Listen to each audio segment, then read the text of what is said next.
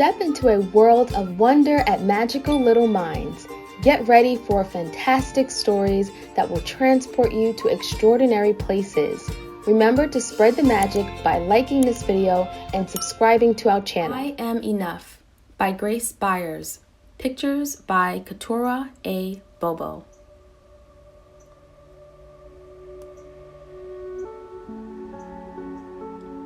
Like the sun, I'm here to shine.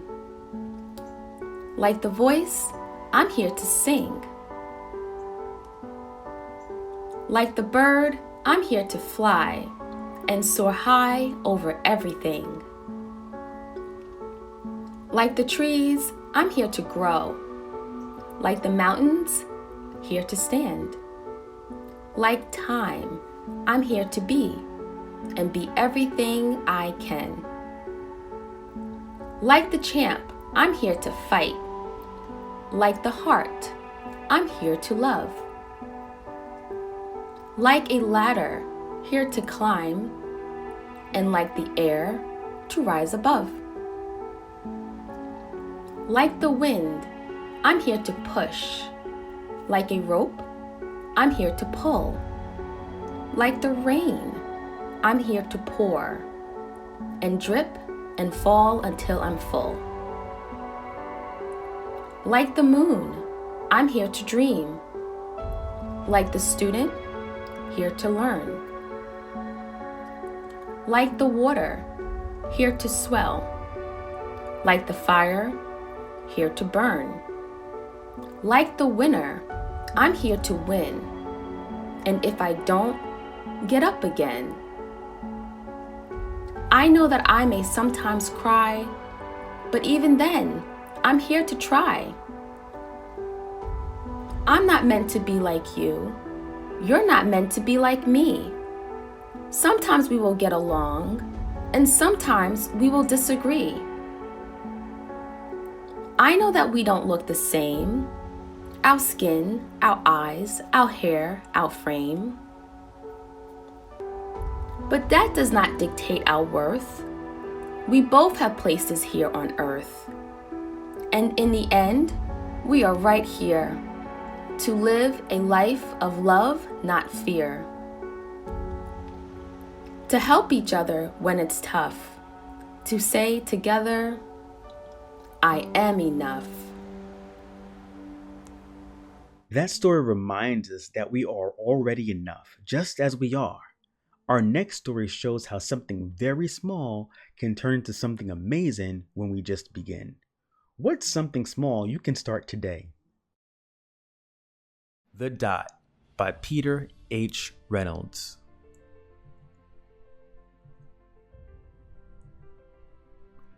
Art class was over, but Vashti sat glued to her chair. Her paper was empty. Vashti's teacher leaned over the blank paper. "Ah, a polar bear in a snowstorm," she said. "Very funny," said Vashti. "I just can't draw." Her teacher smiled. "Just make a mark and see where it takes you." Vashti grabbed a marker and gave the paper a good, strong jab. "There." Her teacher picked up the paper and studied it carefully. She pushed the paper toward Vashti and quietly said, "Now sign it." Vashti thought for a moment. "Well, maybe I can't draw, but I can sign my name."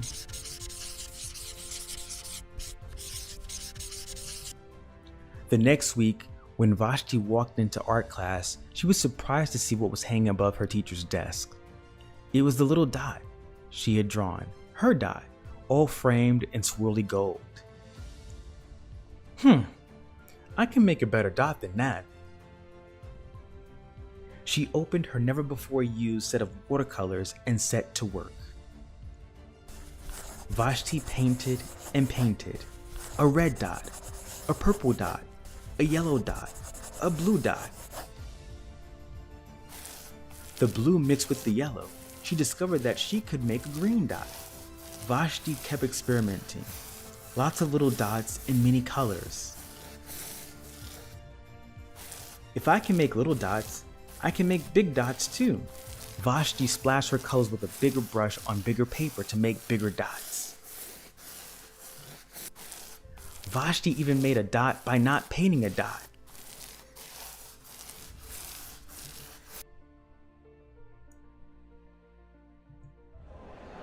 At the school art show a few weeks later, Vashti's many dots made quite a splash. Vashti noticed a little boy gazing up at her. "You're a really great artist. I wish I could draw," he said. "I bet you can," said Vashti. "Me? No, not me. I can't draw a straight line with a ruler." Vashti smiled. She handed the boy a blank sheet of paper. "Show me." The boy's pencil shook as he drew his line. Vashti stared at the boy's squiggle, and then she said,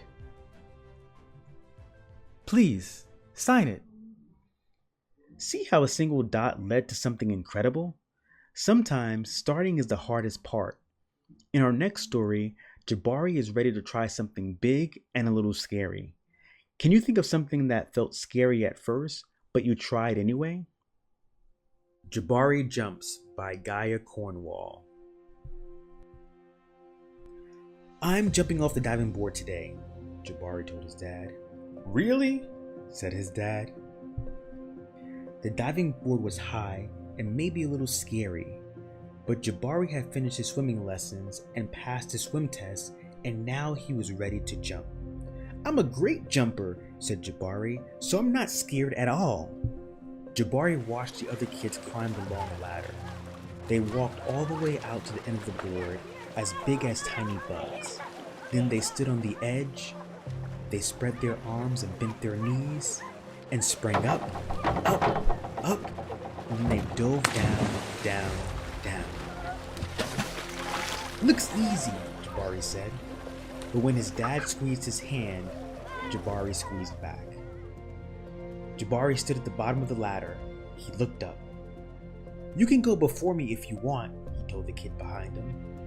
"I need to think about what kind of special jump I'm going to do." Jabari thought and thought. Jabari started to climb, up and up. This ladder is very tall, he thought. "Are you okay?" called his dad. "I'm just a little tired," said Jabari.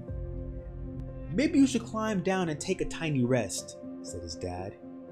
A tiny rest sounded like a good idea. When he got to the bottom, Jabari remembered something. "I forgot to do my stretches," he said to his dad. "Stretching is very important," said his dad. "I think tomorrow might be a better day for jumping," Jabari said. They looked up at the diving board together. "It's okay to feel a little scared," said his dad. "Sometimes if I feel a little scared, I take a deep breath and tell myself I'm ready. And you know what? Sometimes it stops feeling scary and feels a little like a surprise." Jabari loves surprises. Jabari took a deep breath and felt it fill his body from the ends of his hair right down to the tips of his toes. Jabari looked up. He began to climb. Up and up and up and up until he got to the top. Jabari stood up straight. He walked all the way to the end of the board. His toes curled around the rough edge. Jabari looked out as far as he could see. He felt like he was ready. "I love surprises," he whispered. He took a deep breath and spread his arms and bent his knees. Then he sprang up off the board, flying. Jabari hit the water with a splash. Down, down, down he went, and then back up. "Jabari, you did it," said his dad. "I did it," said Jabari. "I'm a great jumper, and you know what?" "What?" said his dad. "Surprise double backflip is next." Jabari learned that he could do it, even if he was a little nervous. Our last story is about a girl who keeps trying, even when her inventions don't work the first time. Can you think of a time you had to try more than once to get it right? Rosie Revere, Engineer, by Andrea, Beaty, illustrated by David Roberts. This is the story of Rosie Revere, who dreamed of becoming a great engineer. In Lily Greer's classroom at Blue River Creek, young Rosie sat shyly, not daring to speak. But when no one saw her, she peeked in the trash for treasures to add to her engineer stash. And late at night, Rosie rolled up her sleeves and built in her hideaway under the eaves. Alone in her attic, the moon high above, dear Rosie made gadgets and gizmos she loved. And when she grew sleepy, she hid her machines far under the bed, where they'd never be seen. When Rosie was young, she had not been so shy. She worked with her hair sweeping over one eye and made fine inventions for uncles and aunts, a hot dog dispenser and helium pants. The uncle she loved most was zookeeper Fred. She made him a hat to keep snakes off his head. From parts of fans and some cheddar cheese spray, which everyone knows keeps the pythons away. And when it was finished, young Rosie was proud. But Fred slapped his knee and he chuckled out loud. He laughed till he wheezed and his eyes filled with tears, all to the horror of Rosie Revere, who stood there embarrassed, perplexed, and dismayed. She looked at the cheese hat and then looked away. "I love it," Fred hooted. "Oh, truly I do." But Rosie Revere knew that could not be true. She stuck the cheese hat on the back of her shelf and after that day kept her dreams to herself. And that's how it went until one autumn day. Her great-great-aunt Rose was a true dynamo who'd worked building airplanes a long time ago. She told Rosie tales of the things she had done and goals she had checked off her list one by one. She gave a sad smile as she looked to the sky. "The only thrill left on my list is to fly, but time never lingers as long as it seems. I'll chalk that one up to an old lady's dreams." That night, as Rosie lay wide-eyed in bed, a daring idea crept into her head. Could she build a gizmo to help her aunt fly? She looked at the cheese hat and said, "No, not I." But questions are tricky, and some hold on tight, and this one kept Rosie awake through the night. So when dawn approached and red streaks lit the sky, young Rosie knew just how to make her aunt fly. She worked and she worked till the day was half gone, then hauled her cheese copter out onto the lawn to give her invention a test just to see the ridiculous flop it might turn out to be. Strapped into the cockpit, she flipped on the switch. The Hello Cheese copter sputtered and twitched. It floated a moment and rolled round and round, then froze for a heartbeat and crashed to the ground. Then Rosie heard laughter and turned round to see the old woman laughing and slapping her knee. She laughed till she wheezed and her eyes filled with tears, all to the horror of Rosie Revere, who thought, "Oh no, never, not ever again will I try to build something to sputter or spin or build with a lever, a switch, or a gear, and never will I be a great engineer." She turned around to leave, but then great-great-aunt Rose grabbed hold of young Rosie and pulled her in close and hugged her and kissed her and started to cry. "You did it! Hooray! It's the perfect first try. This great flop is over. It's time for the next." Young Rosie was baffled, embarrassed, perplexed. "I failed," said dear Rosie. "It's just made of trash. Didn't you see it? The cheese copter crashed." "Yes," said her great aunt, "it crashed, that is true. But first it did just what it needed to do. Before it crashed, Rosie, before that, it flew. Your brilliant first flop was a raging success. Come on, let's get busy and on to the next." She handed a notebook to Rosie Revere, who smiled at her aunt as it all became clear. Life might have its failures, but this was not it.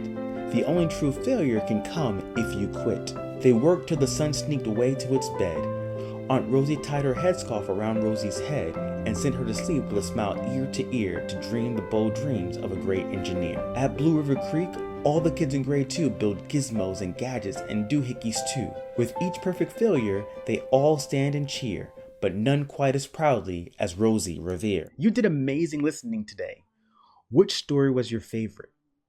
Maybe you can draw a picture about something you want to try this week. Thank you for joining us on this magical reading journey. If you're ready to continue the fun and learn even more, visit our Etsy shop for exciting educational printables. You can count on us to make learning numbers fun and easy with our popular animal jungle-themed kids numbers flashcards. Let's keep the learning adventure going. Head over to our Etsy shop now and make learning numbers a colorful and engaging experience.